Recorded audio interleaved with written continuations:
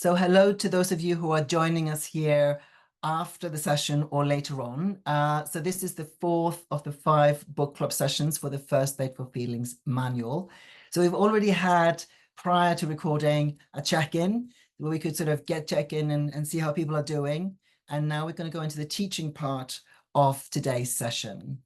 So just a bit of housekeeping and what to expect. And just to spotlight that today's focus is chapter 7 and chapter 8, which is about you always have a choice and the power of curiosity. And then we've changed the sort of title of this slide to how are you doing book club rather than how do you do it? So it's more looking at how is it working for you? Is it helpful? Are you giving yourself the time that you want? Great, thank you, Zoe, for that. And then we go into the actual chapter 7. So you always have a choice. So it can be interesting that we may have a feeling or belief that there are situations where you don't have a choice. And I think the thing to bear in mind that if you have the feeling that you don't have a choice, you're crocodiling. Because you've lost your top scoop, you lost your group scoop, you basically lost access to the brain, part of the brain that can give you a sense of choice. So the feeling that you haven't got a choice is an indicator. Yeah. So in terms of the dashboard, adding the feeling, I feel like I haven't got a choice as an indicator can help you change the relationship with that experience just through that tiny detail. Then the second part that we want to talk about here is what I put there at the bottom, which is the difference between reacting and responding. So some of you may be familiar with the difference between reacting and responding. For me, reacting is that knee-jerk reaction. It's that when I say something or I do something, and then like an hour later or 3 days later, I'm like, oh, I wish I hadn't done that. I wish I hadn't said that. Or I do something and then I, bump into something or break something, or, it's that clumsy knee-jerk. It's not thought through. It's not considered. Rarely helpful unless it's getting me out of a path of a moving car, so it is that kind of very much in the moment. There is no thought in the action they're taking, or very little, and if there is, it's more habit, it's more default. It's just what I've always done before rather than actually what's genuinely helpful in that moment. Whereas responding is when we've been able to do our ABC, we've got all our scoops aligned. And notice I put in enough.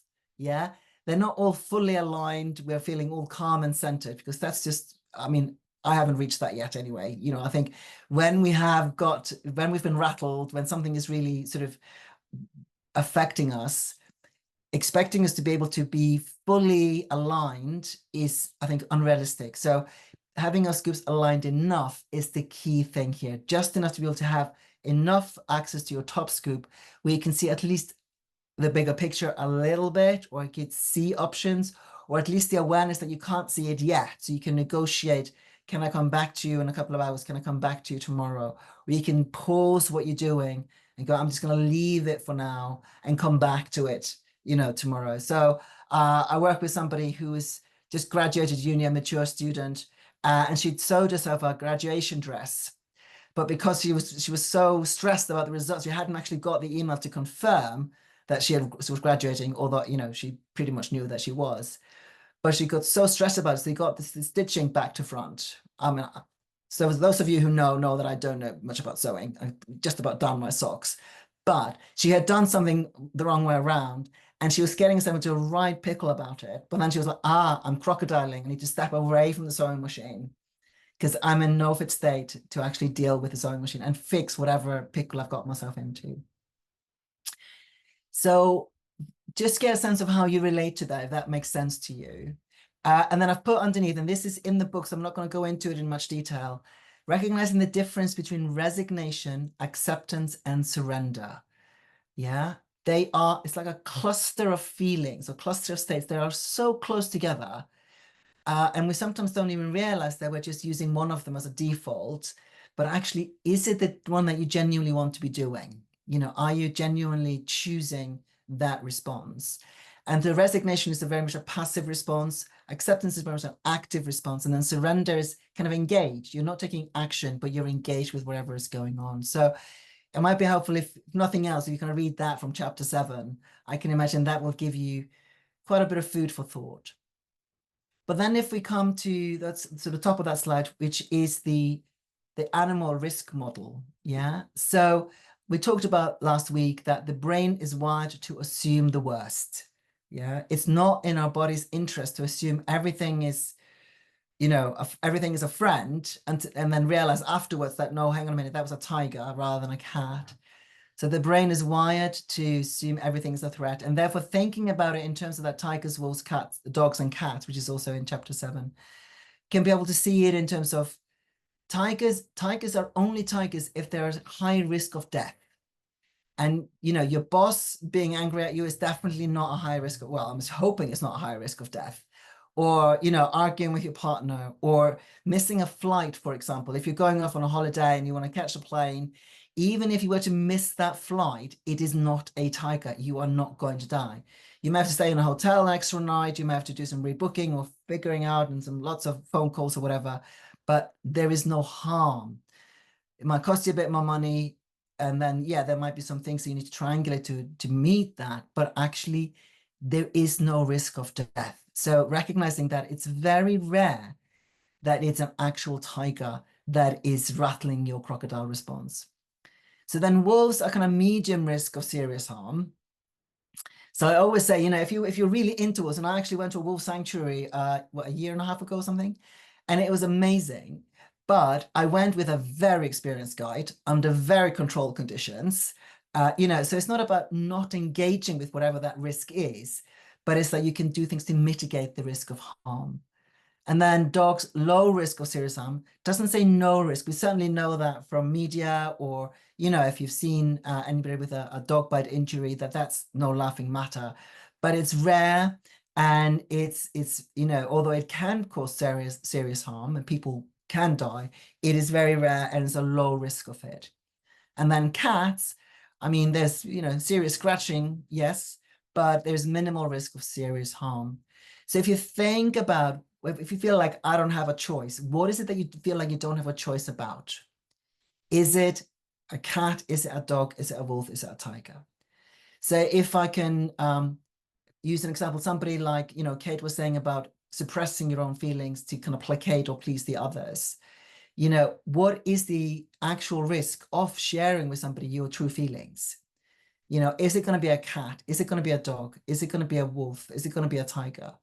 And obviously that depends on the person that you want to share your feelings with, and getting a sense of what's the level of that risk, and is it kind of proportionate and appropriate? So recognizing that even in those situations, being able to engage your top scoop to do some sort of risk assessment and bring that adrenaline down really makes a big difference. And of course, this is only possible once you got to the C point of your ABC. You need to do your awareness first, you need to do your breath and body second. And then when you get to choice, that's when you're able to do this kind of analysis. Yeah. Then this sort of final part here on the slide is that we always have thoughts and feelings about our thoughts and feelings. So often we try and deal with the feeling itself, like I'm angry. So I'm trying to deal with the feeling of feeling angry. But actually, there is likely to be a feeling that we have about feeling angry that's kind of almost like a vacuum seal on top of that feeling. So I might feel ashamed that I'm angry, or I might feel vulnerable that I'm angry. So when we start to really care for those feelings, we need to start with the about feeling first, release that vacuum seal, and then get down to the feeling itself. So we can talk in the Q&A after. That's not in the recorded part, but after, if you've got any questions around that, because I know it can sometimes take a little while to really kind of be able to hear the difference. It's like if you're listening to a music and kind of, what's the difference between the bass and the violin? Okay, I have to listen and train my ear to hear the difference. And to hear the difference between the core feeling that's going on and the about feeling that's going on. It can take a bit of practice. So it's worth kind of experimenting, getting curious, and doing some of the kind of analysis that we'll be talking about in a minute. And then the message here in between sort of chapter 7 and chapter 8 is kind of, what seeds are you watering? So I don't know if you're familiar with this phrase. It's from Buddhism. And it's about kind of which seeds are you watering? Are you watering the weeds, or are you watering the flowers?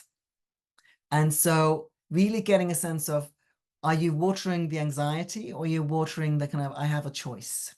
Or are you watering the anger? You know, it's like, okay, well, what's it telling you? Is it helpful? If it's not, then going, actually, how can I calm my central nervous system?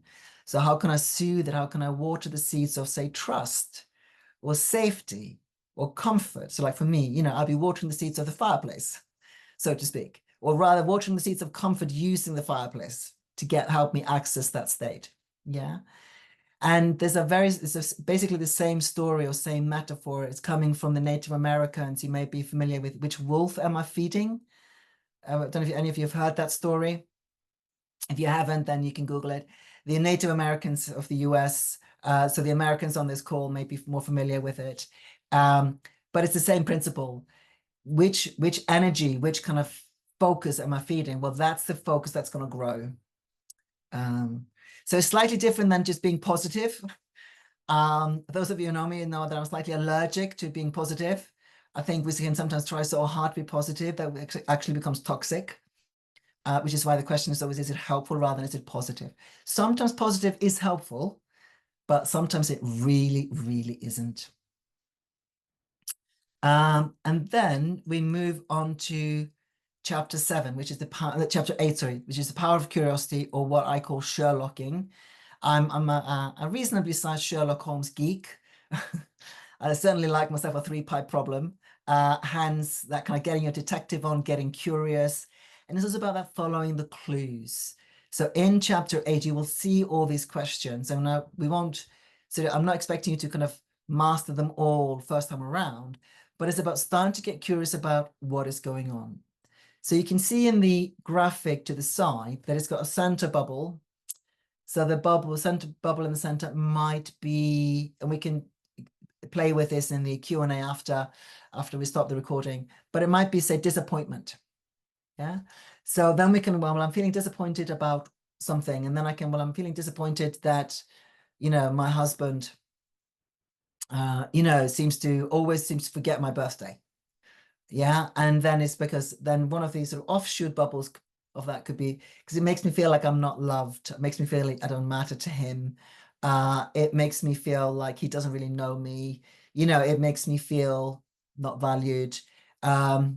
It makes me feel like I'm the only one in this family holding it together. You know, whatever the different thoughts that come out of that, you can put into that mind map and that kind of get a sense of actually starting to tease apart the details, because then you can look at each statement in turn. Is it true that my husband doesn't value me? Well, he told me yesterday that he really values I do X, Y, and Z. So that's not true. Or actually it does feel true. So maybe I need to check that out with him, or, you know, but unless you actually get it down into something specific, it's really hard to address it. It's really hard to learn from it. And then, of course, if we then start with the questions, is it helpful? Is it helpful to feel disappointed? You know, sometimes it can. Because, you know, if we are feeling taken for granted by our spouse, let's say, then it's important to, you know, give them a bit of a tap on the shoulder and go, you know what, I really feel like you're taking me for granted here. And then either they can say, oh, I'm so sorry. Yes, I think I am. Or really? Not at all. That's not how I'm so sorry you feel that way, you know, but at least there's a basis of a conversation. Then the second question is like, why bother investigating? Why bother getting curious? Why Sherlocking your disappointment? Yeah. And why not just keep the status quo? Why rock the boat? Yeah, either with yourself or with other people. So it needs to get us be clear, like, well, I don't want to spend the rest of my life being disappointed about this. For example, that could be one reason. It can be very helpful to think about, do I want to do this for the rest of my life? That could be a really helpful quick hack. If the answer is no, then chances are it is helpful to investigate this a bit further. The third one, what am I making it mean? Which is my third favorite. So these are my top 3 favorite questions, by the way. What am I making it mean? Am I making it mean he doesn't love me? Or, you know, so, and if that's true, you know, if that is the case, is that true? Is it true that he doesn't love you? Yeah. And then what's within my circle of influence? Yeah. So again, this is in the book. So for those of you who are not familiar with the circle of influence, there's sort of two concentric circles. It's a bit like if I go back to here, it's like core thoughts and feelings, and then the about thoughts and feelings. If you imagine that graphic in the circle of influence, the one in the center is what's within in your influence, what you can affect, what you can do something about. And then the outer one is circle of concern. It may be things that you're concerned about that you really want to be different, but it's not within your circle of influence to affect. So there's quite a lot about the situation in the world today and the various conflicts in the world that are, at least currently, outside of my sphere of influence, at least directly. Yeah. So bringing my focus. So when I think about what's my area of concern, where I have very little influence, it can make me feel very powerless, make me very helpless, and actually, if I'm feeling helpless and powerless, because I've got food and somebody else doesn't, and therefore I deprive myself of food, is that helpful? Probably not, because now we've got 2 hungry people as opposed to just 1 hungry person.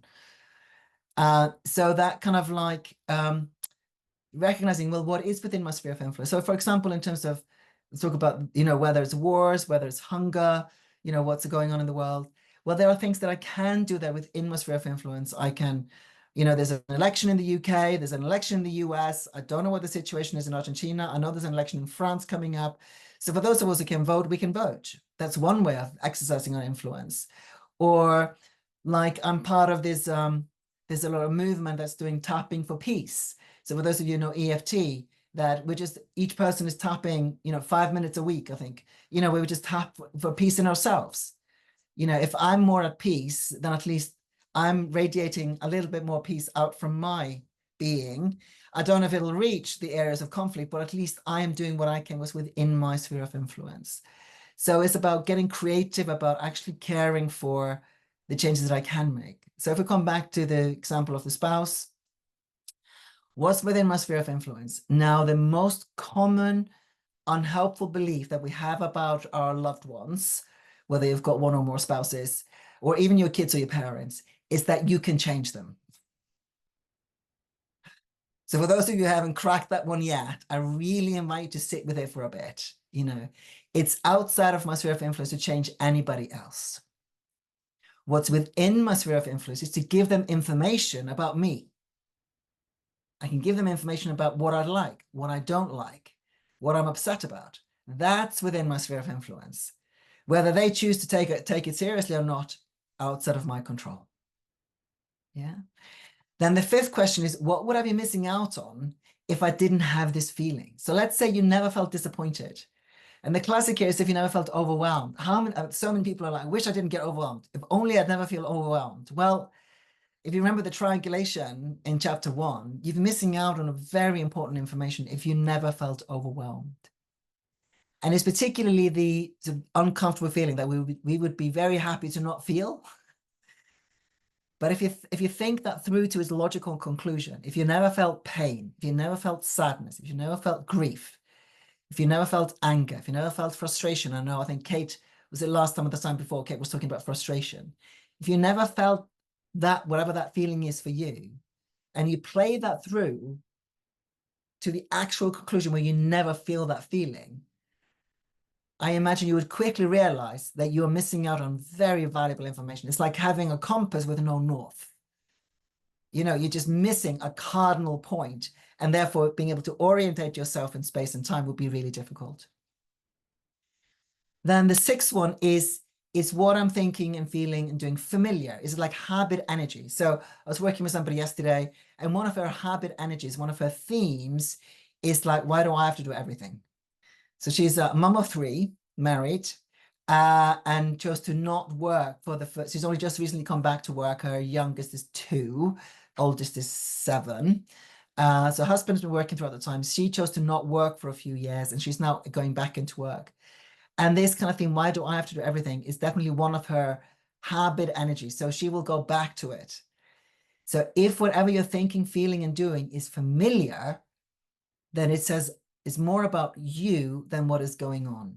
It's like, okay, what's activated that indicator for me? So we're back to the indicator from last week. So just checking out, is what you're thinking and feeling and doing familiar? Because that will give you a clue. It's like, yes, I've definitely been here before.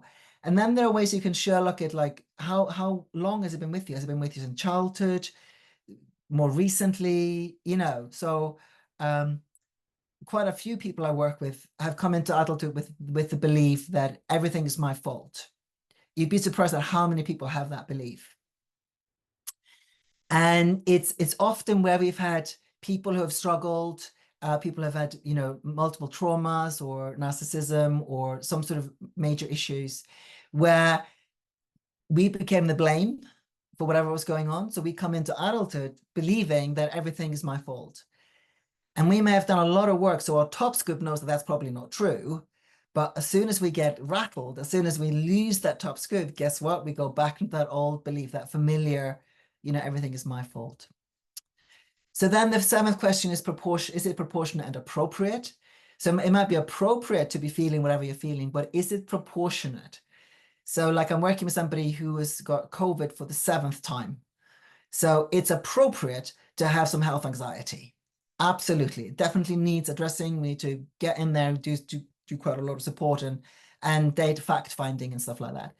Is it proportionate? No, because his anxiety levels are through the roof. So actually it's disproportionate, but it's appropriate to feel the feeling. And then take cue from it and take action.